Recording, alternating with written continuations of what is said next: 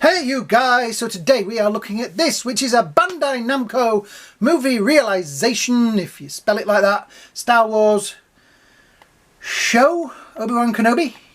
Showy? Sorry if I'm murdering that, but dyslexia and the fact that I'm not good with languages. Yeah, Bandai Namco, etc. There is the front of said box. There is a side of said box. There is the back of said box. Wicker hat. Option parts. Not sure what all that means down there. French Italian by the looks of it. All the legalese and stuff. This collector item are not suitable for children. Yep, Bandai Spirit. And that down the side of there. Down the top. Down the bottom. Yeah. So, this does look exciting to me. And I am excited to get this out of the box. So, let's get him out of the box. So, on the inside of the box we have, a long time ago in a galaxy far, far away, we have the figure, which looks very nice and quite big as well. We have an instruction booklet for all the things you can and cannot do with him, which also looks very, very interesting. Interchangeable hands parts may interchange with hands parts on the body. Bamboo hat. He has a blaster. Attach removable by match the shape. Warning sharp. Attach the rocks and rock support to the desired position and position. Yep, right. Like we need instructions. This looks kind of cool. In a very... I'm loving the packaging, how sturdy this box is. Right, so we have that, which is the top tier, and then that, which is a tier underneath, which has got all his accessories in there. Well, the rocks anyway. Which I kind of like the idea of this. Very interesting. Comes out of his tray like so. Open that. Very gently take him out of there. Whoops. Well, I got the lightsaber out. The hat. The blaster. We're going to leave the hands in there for now. And a little T16 out of there. So I'm going to put that down very carefully because I don't want to lose his hands. Right. So he has some protection around his head. There. And some under the belt. Which out of the way. And wow. Look at the detail in that face. That is... I mean, it's an older Ewan McGregor, but it is fantastically detailed. I'm impressed. The robes are a very sturdy rubber. And he stands... Oh, he has toe pick. Oh, good. He has little toe picks in his feet. Brilliant. He stands very well. He has his fists at the ready. The head has plenty of manoeuvrability. There is a little bit of manoeuvrability also in the neck piece there as well, which is nice because he will look all the way down and quite a long way up. Yeah, that's nice. The arms. Oh, yeah. There we go. So yeah, he's positionable. The wrists have a nice amount of manoeuvrability in them, and so they go up and down, but not side to side. That middle bit there is not going to be very manoeuvrable because it'll swivel, it will move slightly forward, and it kind of moves back a bit. These things always pop apart. Helps to take the robes off, apparently. Let me just pop that back together. Yeah, the manoeuvrability in the middle is going to be a little odd because of the belt and other accessories. The blaster, I'm guessing, goes in... Okay, guys, we'll use the instructions. The blaster goes in that way around. Whoops. In there. Oop, like... I thought I got it in then. I thought that was easy. Which way around does it go? It shows it that way. Ah, there we go. In that way around. There is a catch on there. That is to hold the lightsaber, but not the blade, because the blade is removable. Yep, shows it on the instructions. He will also hold The this is actually, let me just show you this. This is origami. It's an origami version of Luke's little toy that he plays with. And that is a breathtaking piece of like design. I'd love to know if that is what a origami one of these would actually look like. But that is pretty cool.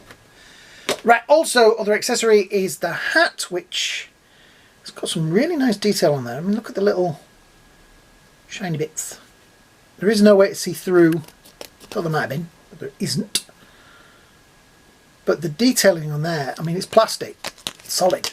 But look at the way that they've got that look of bamboo on there. It's really well painted.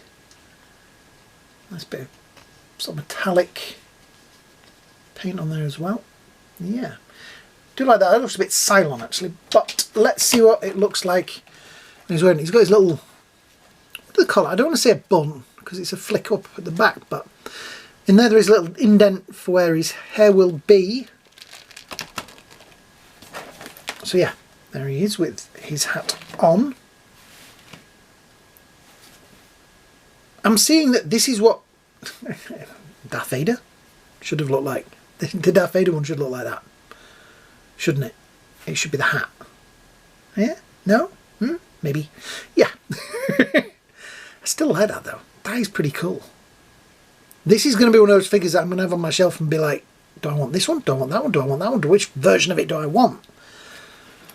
It is really, really nice. The arms are articulated there and at the top, which gives it... Right, they put him on with his fists, so we need to find... Let's take that off for now, because it's going to fall off in a minute. We need to find a lightsaber holding hand. I've really got into the posing thing. I don't know what it is, but it's just, yeah. The hands, we have 2 fingers with slightly open, and then 2 fingers with sort of completely open. We have what looks like sort of grippy force hand for both sides, and a lightsaber holding hand both sides, and get it out there, blaster hand for both sides, which, yeah, looks pretty cool. So we're going to need that hand. Let me look at them. Do I put the lightsabers in the wrong hand sometimes? I'm wondering. So it's going to be that hand. No, it's that hand. Let me look at these properly. Yeah, that one. Okay, so we very gently slide that one off of there. There is a pin in there, and there we go. That goes on pretty well. Right, we have the lightsaber with the katana blade, which has a very nice curve to it. And you can see how it curves. It does unplug, and it's got a really nice big... one of my other... I'm trying to remember which one it was now.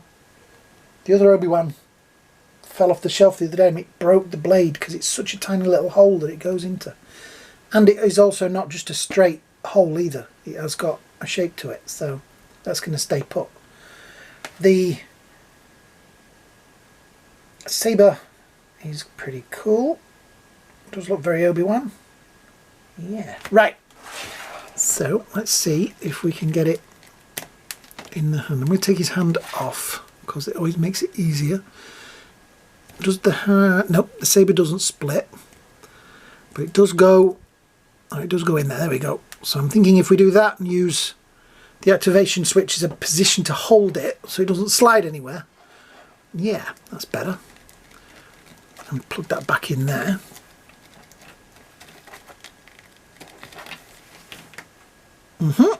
That's looking pretty damn good. Yeah, what do you think so far? Yeah, I like it. I like that a lot. Even if you don't use it as an Obi-Wan, it's a great kind of Jedi thing. He's got those lovely little white irises as well, which is like the light shining in his eyes.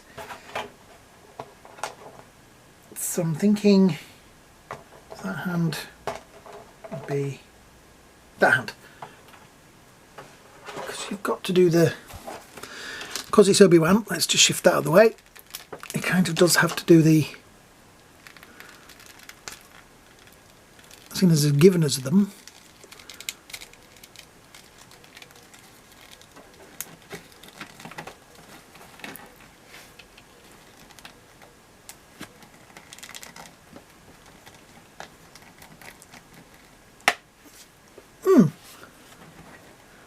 That's kind of cool. So this rope is removable. So let's see what it looks like without that. I guess pop the arms. Oh, out. It's okay, guys. I don't know where it went though.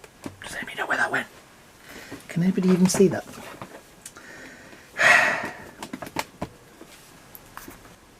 Found it. Right.